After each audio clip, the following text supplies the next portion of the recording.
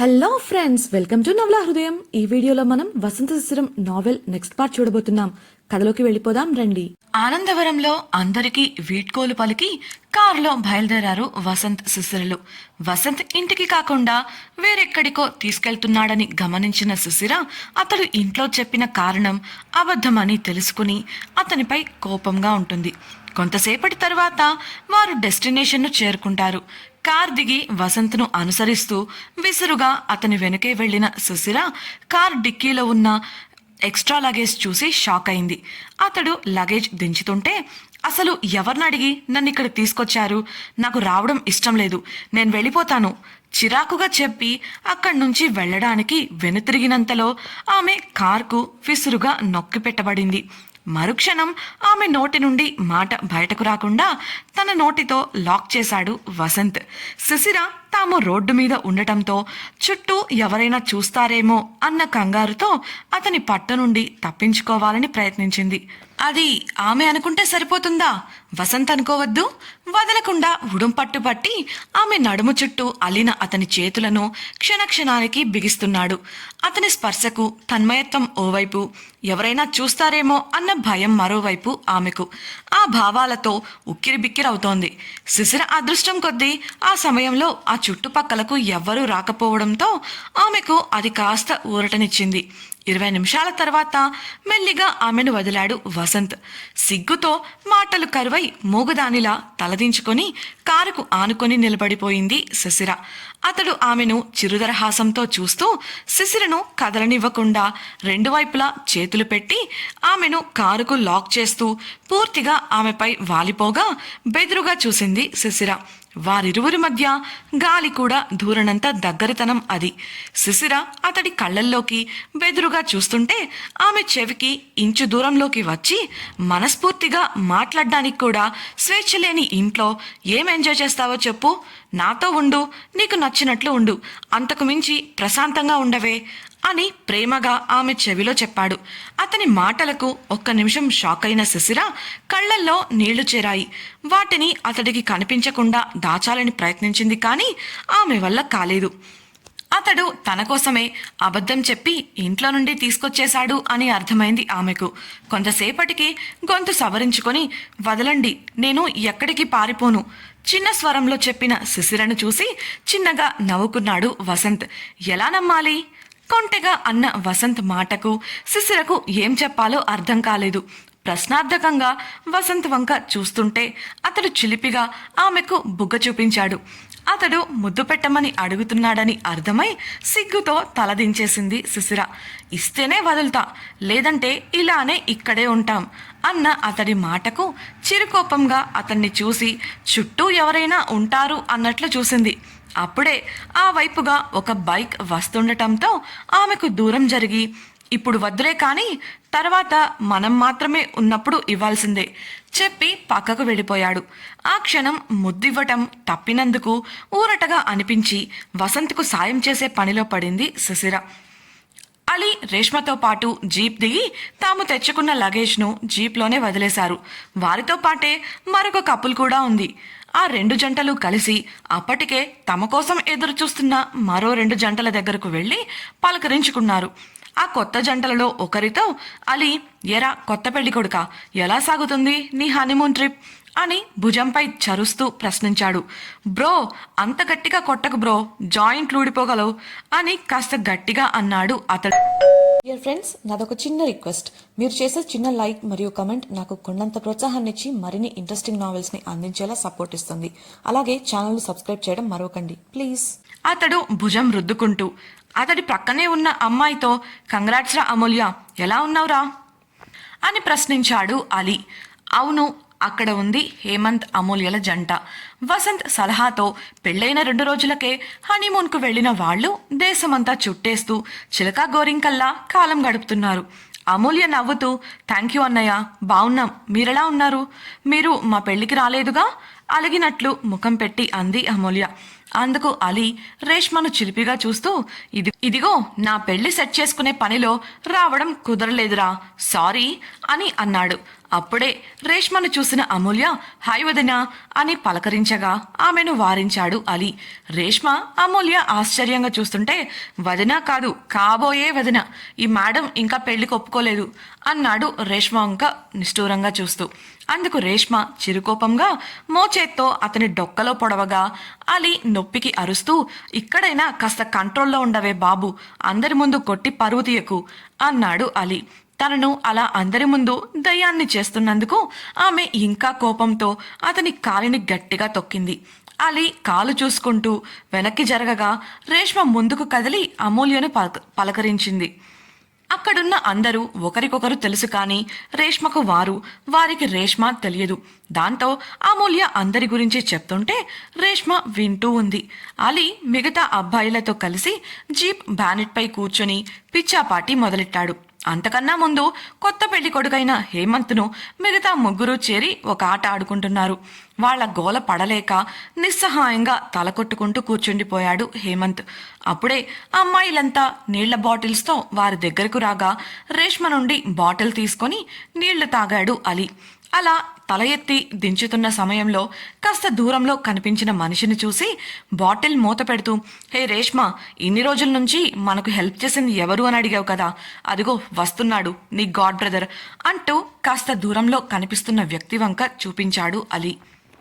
రేష్మ తల తిప్పి చూసింది. అక్కడుంది మరెవరో కాదు, వసంత్. చేతిలోనూ వీపుకు బ్యాగులు తగిలించుకొని దూరం నుండి నడుస్తూ వస్తున్నాడు వసంత్. అటు చూడటమే ఆలస్యం. రేష్మ ముఖం వెలిగిపోగా క్షణం కూడా ఆలోచించకుండా పరుగందుకుంది. ఆమె చేసిన పనికి అవాక్కైన అలీ జీప్ దిగుతూ మనసులో కొంపదీసి వాడికి కాని పడిపోయిందా ఏంటి, ఏ రేష్మ ఆగవే బాబు, నా బ్రతుకు బస్టాండ్ చేయకే, నిన్నే నమ్ముకొనున్నాను ఆగవే అంటూ ఆమె వెంట పడ్డాడు. అసలేం జరుగుతుందో అర్థం కాక రేష్మ అలీలను చూస్తూ నిలబడ్డారు మిగతావారు. రేష్మ వసంత్ అందానికి పడిపోయి అతడి దగ్గరకు పరుగు పెడుతుంది అనుకుంటూ ఆమెను బ్రతిమలాడుతూ వెంటపడుతున్నాడు అలీ. రేష్మ అదేం పట్టించుకోకుండా వసంత్ దగ్గరకు వెళ్ళింది. దూరం నుండి వస్తున్న అలీ రేష్మలను చూసి వసంత్ కూడా ఏం జరిగిందో అర్థం కాక విచిత్రంగా ముఖం పెట్టాడు. దానికి తోడు రేష్మ దగ్గరకు వచ్చే కొద్దీ తన వైపే రావడం చూసి వింతగా నొసలు చిట్లించాడు. అప్పటికి రేష్మ దాదాపు వసంత్ దగ్గరకు వెళ్ళిపోయింది. అలీ మనసులో అయిపోయింది, నా ప్రేమ టిష్యూ పేపర్ అయిపోయింది, ఈ వసంత్ గాడి వల్ల నా బతుకు సంకనాగిపోయింది అని పిచ్చి పిచ్చిగా అనుకున్నాడు. అప్పుడే రేష్మ వసంత్కు 2 అడుగుల దూరంలో 30 డిగ్రీల డైవర్షన్ తీసుకొని వసంత్ వెనకే తలదించుకొని వస్తున్న శిశిరను హత్తుకుంది. శిశిరా, నువ్వేంటిక్కడ, అస్సలు ఊహించలేదు తెలుసా అంటూ ఉత్సాహంతో అక్కడున్న వారి చెవులకు చిల్లులు పడేలా అరిచింది రేష్మ. ఆ అరుపుకు ఉలిక్కిపడి వసంత్ కూడా ఓ అడుగు వెనక్కు వేశాడు. సడన్ గా ఓ మనిషి తనను హక్ చేసుకుంటూ అరవడంతో షాక్ అయ్యి నీలుకుపోయిన శిశిర అది రేష్మ అని తెలుసుకొని సంతోషంతో రేష్మ నువ్వేంటిక్కడ అంటూ ఆమెను గట్టిగా హత్తుకుంది. రేష్మను అకస్మాత్తుగా చూడగానే శిశిర కళ్ళల్లో కనిపించిన మెరుపు వసంత్ చూపును దాటిపోలేదు. షాక్గా ఇద్దరిని మార్చి మార్చి చూస్తూ నిలబడిపోయాడు. తాను ఒకటిని అక్కడే ఉన్నానన్న విషయం కూడా వారిద్దరూ మర్చిపోయి మరి చిన్నపిల్లల్లా ప్రవర్తిస్తున్నారు. రేష్మ వసంత్ను వదిలేసి శిశిరను హక్ చేసుకోవడం చూసి కాస్త ఉగ్రట చెందినప్పటికీ రేష్మ శిశిరల ప్రవర్తనకు షాక్ అయ్యాడు అలీ. వసంత్తో పాటు వస్తుందంటే వసంత్కు భార్య అని అతనికి తెలుస్తుంది. కానీ వసంత్ భార్యకు తన ప్రేయసికి ఎలా పరిచయం అనేది అర్థం కాలేదు. అదే అయోమయంతో వారిని చేరుకోగా ఏంట్రా ఇది అన్నట్లు వసంత్ వంక చూశాడు అలీ. వసంత్ ముఖంలో కూడా అదే భావం కనిపించి సరిపోయింది అనుకున్నాడు మనసులో. తను వచ్చి 2 నిమిషాలు గడిచినా పట్టించుకోకుండా కబుర్లలో పడిన రేష్మను విసుగ్గా చూస్తూ హలో మేడం గారు, ఇక్కడ అసలు ఏం జరుగుతుందో చెప్తారా అని అడిగాడు అలీ. అతని మాటలతో ఈ లోకంలోకి వస్తూ తాము ఉన్న పరిసరాలను చూసి రేష్మ శిశిరలు 1 నిమిషం మౌనంగా ఉండిపోయారు. వసంత్ తన వంకే ఆశ్చర్యంగా చూస్తుంటే ఏం చేయాలో అర్థం కాక బలవంతంగా చిన్నగా నవ్వుతూ తను నా బెస్ట్ ఫ్రెండ్ రేష్మ, సారీ తనను చూసిన ఆనందంలో అంటూ సైలెంట్ అయిపోయింది శిశిర. రేష్మ అలీ దగ్గరకు వెళ్ళి, అలీ తను శిశిర, నా బెస్ట్ ఫ్రెండ్. శిశిర తను అలీ అని చెప్పింది. అలీ రేష్మతో, హలో తను మా వాడి భార్య కూడా అని చెప్పి శిశిరను పలకరించాడు. ఆ మాటకు షాక్ అయింది రేష్మ. అలీని పలకరించి ఒక క్షణం పాటు తీక్షణంగా గమనించిన శిశిరకు రేష్మను కలవడానికి బస్తీకి వెళ్లిన రోజున అతన్ని చూడటం గుర్తొచ్చి అనుమానంగా రేష్మ కళ్ళల్లోకి చూసింది. రేష్మ అవునన్నట్లు కళ్ళు ఆర్పడంతో సంతోషంగా నవ్వింది శిశిర. తాను ఒకడిని అక్కడ ఉన్నట్లు మర్చిపోయి మరీ ప్రవర్తిస్తున్న ఆ ముగ్గురిని విసుగ్గా చూస్తూ గొంతు సవరించుకున్నాడు వసంత్. దాంతో ముగ్గురు అతన్ని చూడగా అలీ వసంత్ చేతి నుండి బ్యాగులు తీసుకుంటూ, రేష్మ ఇదిగో వీడే వసంత్, అడుగుతున్నావుగా నీ గాడ్ బ్రదర్ని కలవాలి అని, అది వీడే. రే వసంత్ తెలుసుగా రేష్మ అని ఒకరినొకరికి పరిచయం చేశాడు. డియర్ ఫ్రెండ్స్, నాదొక చిన్న రిక్వెస్ట్. మీరు చేసే చిన్న లైక్ మరియు కమెంట్ నాకు కొండంత ప్రోత్సాహాన్ని ఇచ్చి మరిన్ని ఇంట్రెస్టింగ్ నావెల్స్ ని అందించేలా సపోర్ట్ ఇస్తుంది. అలాగే ఛానల్ ను సబ్స్క్రైబ్ చేయడం మరవకండి ప్లీజ్. హాయ్ అని వసంత్ నవ్వుతూ పలకరించగా అతన్ని ఆరాధనగా చూస్తూ ఎమోషనల్ అయిన రేష్మ వసంత్ను హక్ చేసుకుంది. థ్యాంక్ యూ సో మచ్ అన్నయ్య ఫర్ ఎవ్రీథింగ్ అంటూ కన్నీళ్లు పెట్టుకుంది. మొదటి షాక్ అయినా ఆమె మాటలలో ఆమె అంతరార్థం అర్థమై చిన్నగా ఆమె భుజం తట్టి, ఇట్స్ ఓకే, జరిగిపోయింది మర్చిపోయి హ్యాపీగా ఉండు అన్నాడు వసంత్. ఈ క్షణం రేష్మ వసంత్ను హక్ చేసుకోవడంలో అలీకి ఎలాంటి అభ్యంతరం లేదు. కారణం రేష్మ తన జీవితంలో ఎంత పెద్ద సమస్యను ఎదుర్కొందో తనకు తెలుసు కాబట్టి. దాని నుంచి బయటపడడంలో వసంత్ ఆమెకు అలీకి చేసిన సాయం చిన్నదేం కాదు. అందుకే చెమ్మగిలిన కళ్ళతో వాళ్ళిద్దరిని చూస్తూ నిలబడ్డాడు. కన్నీళ్లు తుడుచుకుంటూ వెనక్కు జరిగి వసంత్ వంక చూసింది రేష్మ. అతడు చిన్నగా నవ్వి, నిన్ను కలవడం సంతోషంగా ఉంది, మా వాడేదైనా ఇబ్బంది పెడితే చెప్పు, చూసుకుంటాను అన్నాడు అలీని చూస్తూ. అందుకు అతడు ఉడుక్కుంటూ, సరిపోయింది, మధ్యలో నేనేం చేశాను, ఇప్పుడిలా నిన్ను చూడగానే ఏడుస్తుంది, కానీ ఇది ఏడిపించే రకం. పెళ్లి చేసుకుందామే అంటే ఒప్పుకోకుండా నన్ను ఏడిపిస్తుందిరా, నా బాధ ఎవడికి చెప్పుకోను. ఏడుస్తున్నట్లు నటిస్తూ కళ్ళు తుడుచుకున్నాడు అలీ. ఈసారి అయోమయ స్థితిలోకి జారిపోవడం శిశిర వంతయింది. అసలు అక్కడ ఏం జరుగుతుందో ఒక్క ముక్క కూడా అర్థం కాలేదు. అలీ మాటలకు చిన్నగా నవ్వేసింది రేష్మ. అమ్మయ్యా పదరా వెళ్దాం, అంతా మన కోసం ఎదురు చూస్తున్నారు అలీ చెప్పడంతో ఆ నలుగురు మిగతా వారి దగ్గరకు వెళ్లారు. ఏం అర్థం కాకపోయినా వారిని అనుసరిస్తూ వెళ్ళింది శిశిర. అక్కడ హేమంత్ అమూల్యలను చూసి వారిని పలకరించింది. వసంత్ శిశిరకు అక్కడున్న వారిని పరిచయం చేశాడు. శిశిర తను ప్రమోద్, తన వైఫ్ కవిత, కమల్, వింధ్య, వీళ్ళు నీకు తెలుసు, హేమంత్ అమూల్య. పోతే నీ బెస్ట్ ఫ్రెండ్ రేష్మ, తన బాయ్ ఫ్రెండ్, అలాగే నా ఫ్రెండ్ అలీ అంటూ అలీ భుజంపై చేయి వేసి, గైస్ తన శిశిర, నా భార్య, అర్ధాంగి శ్రీమతి అన్నాడు శిశిర వంక అల్లరిగా చూస్తూ. అతడి ఇంట్రొడక్షన్ స్టైల్కి అందరూ నవ్వేస్తూ శిశిరను చూశారు. శిశిరకు కాస్త ఇబ్బందిగా అంటే సిగ్గుగా అనిపించి చిన్నగా నవ్వి వెళ్ళి వసంత్ పక్కన నిలబడింది. కవిత నవ్వుతూనే, వసంత్ నువ్విలా చెప్పా పట్టకుండా పెళ్లి చేసుకుంటావని అస్సలు అనుకోలేదురా, కనీసం ఎవరిని పిలవలేదు, మేమంతా ఆ విషయంలో ఎంత అప్సెట్ అయ్యామో తెలుసా అంది చిరుకోపంగా చూస్తూ. ఆమె సరదాగానే అంటుందని తెలిసి చిన్నగా నవ్వి ఊరుకున్నాడు వసంత్.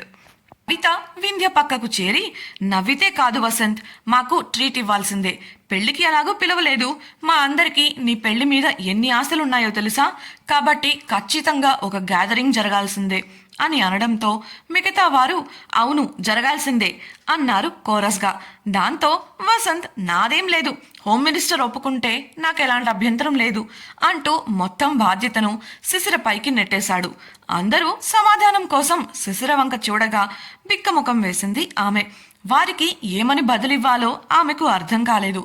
ఏం సమాధానం ఇవ్వాలా అని వసంత్ వంక చూడగా అతడు తనకు సంబంధమే లేదన్నట్లు ప్రవర్తించాడు. శిశిరకు అతన్ని కొట్టాలనిపించింది. కారణం వారితో తనకు పరిచయమే లేదు, అలాంటిది వారి దగ్గర తనను ఇరికించేశాడు. ఇప్పుడు శిశిర ఏమని సమాధానం ఇవ్వబోతోంది? రేష్మ గతం గురించి శిశిర తెలుసుకోగలదా? శిశిర రేష్మల బంధం గురించి వారు వసంత్ అలీలకు చెప్తారా? రేష్మ విషయంలో వసంత్ చేసిన సాయమేంటి? తెలుసుకోవాలనుకుంటున్నారా? అయితే ఛానల్ను సబ్స్క్రైబ్ చేసి వసంత శిశిరం రాబోయే ఎపిసోడ్స్ వినేయండి. అలాగే మీకు ఈ వీడియో నచ్చినట్లయితే లైక్ చేసి మీ సన్నిహితులతో షేర్ చేయండి. మీ అభిప్రాయాలను మాతో పంచుకోవడం కోసం కామెంట్ సెక్షన్లో తెలియజేయగలరు. ఇట్లు మీ నవలా హృదయం team. Thank you for listening.